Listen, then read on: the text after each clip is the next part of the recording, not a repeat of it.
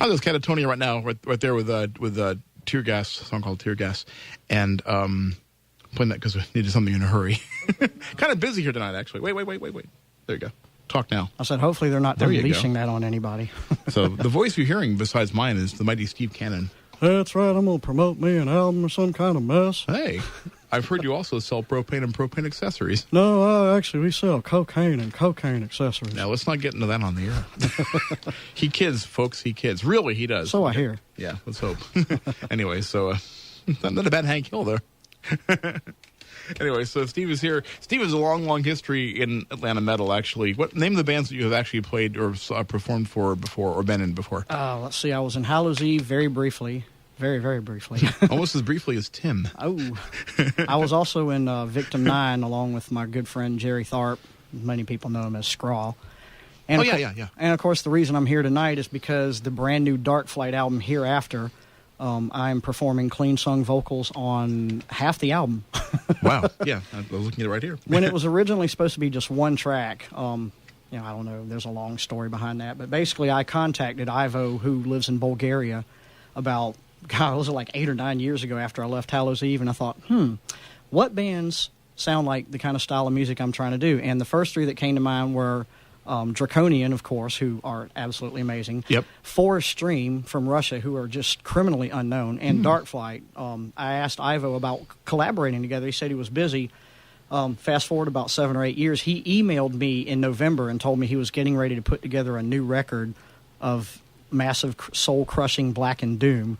And I said, yeah, man, I'd love to participate. I've reviewed every album he's ever done. Every Darkflight record has scored at least a 94 or above in my publication. Wow, cool, yeah, awesome. And, originally it started out, he said, you're going to get a spoken word on the album and maybe the vocals if I like them. I mean, he's very blunt to the point, but also an extreme perfectionist.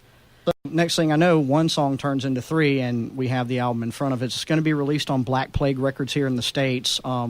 I'm going to probably throw some money at this project, talking to PR people. I believe this is Doom Metal Masterpiece of the Year, but cool. Then again, I'm kind of biased because I'm on the record, so that kind of has something to do. And you're also like a Doom Metal guy, too, because you do Vibrations of Doom. Yeah, it's kind of funny because when I started out 25 years ago, that name was really just an album title of the band called Samhain, and it's kind of slowly worked its way through the matters and ether of the universe and kind of just became this life that goes along whether I'm there or not. So, it's kind of weird what a name will do and how it'll manifest itself over the years. Sure, yeah.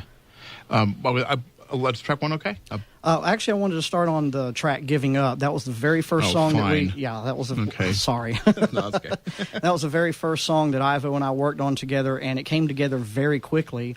That was the track that he decided, oh, you know what, man? And he also told me that there will be future collaborations, so I will probably be on the next Darkflight album. Oh, cool. Hopefully. So I'm continuing career. Yeah, I'm really proud of this, man. This is I'm so honored and blown away just to be able to work with a band that I've been a fan of for so many years. That is a great feeling too. And you work with someone. It is. In my case, it's been with authors and things, writers. But it's a great feeling to work with someone who you've looked up to for a while or respect a lot, and it's like, and you're working with them. It's like, wow, what a great feeling. But no offense, but you've done so much more work with just Atlanta metal and everybody in particular, and I don't think people sing your praises on the air enough. So I'm going to do it. De nada. No. Yeah. But yeah, thanks. I appreciate it. I'll go ahead and play this right now. So track 3. Yeah, it's called Giving Up. Downloading up on this is actually a physical CD. I know it's amazing. Here's the actual case of my it is the mixed and mastered version. I've actually had some slightly inferior. We use Adobe Audition, so the sound quality is really good. But okay. Yeah, he wanted me to wait until. Let's hope. Yeah, well, he wanted me to wait until the album was properly mixed and mastered.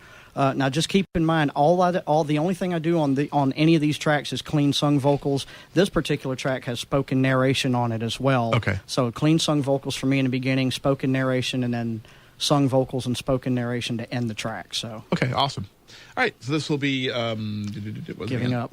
Giving Up, and of course this is by Darkflight from the album Hereafter, which is, I guess, forthcoming, right? Yeah, it should be released hopefully by the end of May, because he does not want to release it in the summer. Not sure why, but that's his thing. And well, if you release it later on in the year, you get more award notice for the big awards. Could be for Grammys. No, I'm kidding. Grammys, yeah. Anyway, this is Darkflight as well. It's all one word, too. Darkflight, right? Darkflight, all one word, yes. All right, here's Darkflight, once again featuring our buddy Steve Cannon on spoken word and clean vocals, right, on this one? Yes. Absolutely. And, okay, and then, of course, the album's called Hereafter. This song is called Giving Up. Here is Darkflight. This is Wrekage, and this is WRK Atlanta.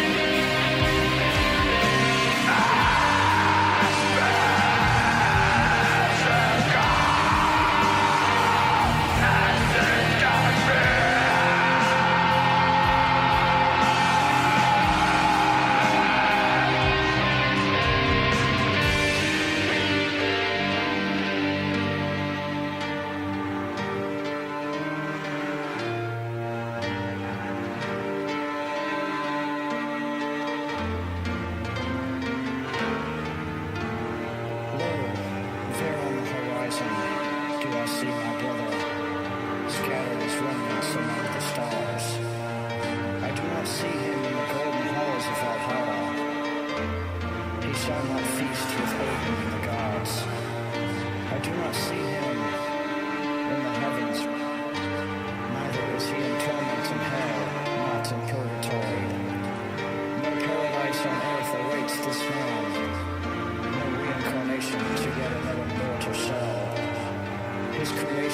is a paradox of his mental fixation, charged by the remnants of his deepest memories.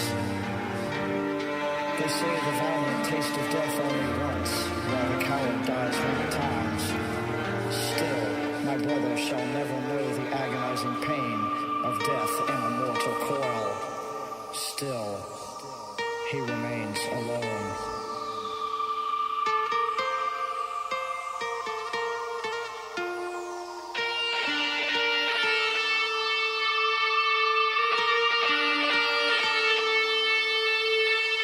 The stars over at his back, watching, waiting for their final return.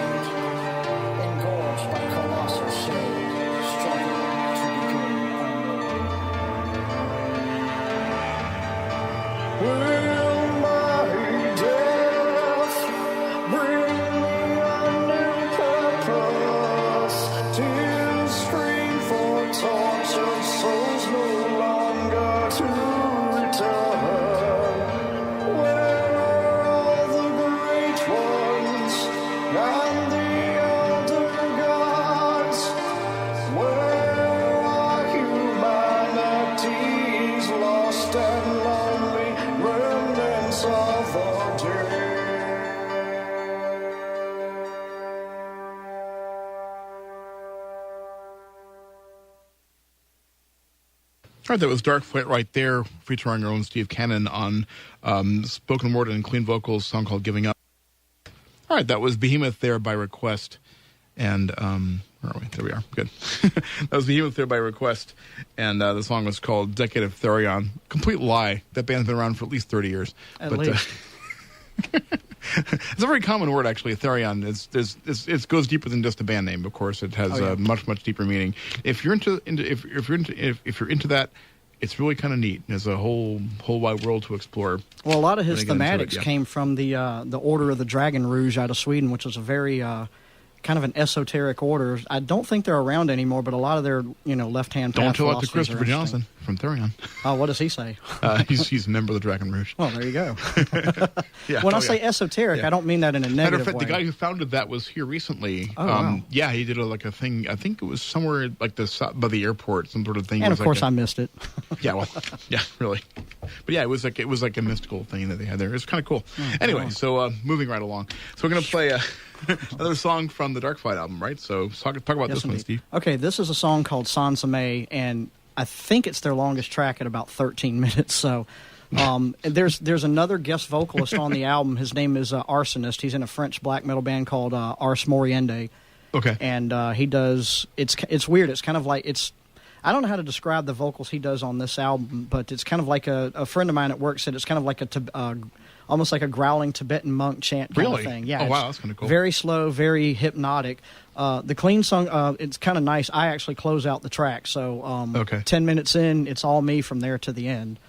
But yeah, these songs, man, they just they blow me away. Just the instrumentation alone. It was really hard to do this. In fact, it was kind of a funny story.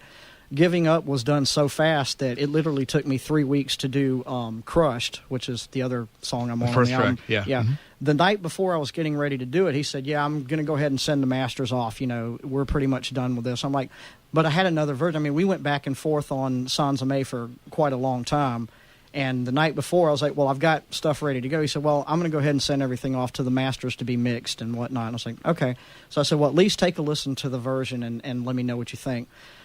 8 hours later, I wake up and there's a message on my instant messenger on Facebook. He goes, I spent the last 8 hours mixing and getting this song ready to go. I'm like, whoa. So it was kind of literally almost a last minute thing. And that really means a lot to me. Yeah, he's put back the release of this album twice to get me in there. And I'm just floored. I'm like, I just hope you think it's worth all that. It's just this has been probably the most important event in my life in the last 10, 15 years, man. It's the feeling is just indescribable. Sometimes I can't even listen to my own songs. It's so hard to. It just seems so bigger than me. Sure. Two people that were meant to create a masterpiece. And that's what this is for me. It's a masterpiece. Awesome. All right, so this is going to be Sans Amé, S-A-N-S-A-M-E, right? That's actually French for soulless, which, you'll hear me say. Too bad I can't speak French. I might have sung in French, but all right, not my native language. So this is going to be Darkflight. Once again, the song is called Sans Amé, S-A-N-S-A-M-E. This is from the album Hereafter, which is forthcoming. Yeah, and I want to say, too, if anybody has any comments or, wants to talk about anything they've heard tonight, sure, come on in. Feel free to give us a call, 404-894-2468. See, I've been here so long, I know the phone number. I was going to say, yeah. Not like it's changed in the last 20 years, but I'd love some positive feedback and criticism, because like I said, it's hard to pull yourself outside. I've actually got to review this album, which is going to be weird. It's like, how do you review an album that you sang on? I would recuse myself on that one. But well, okay. it's so important to me that it's like I have to review it. I have to make sure this gets out there because this band is just ungodly to me. So anyway. All right. I'll shut up now. Here's Darkflight. Once again, the song is called Sans Amé, featuring our buddy Steve here on clean vocals. So here's Darkflight. This is Wrekage, and this is WRK Atlanta. 91.1 FM.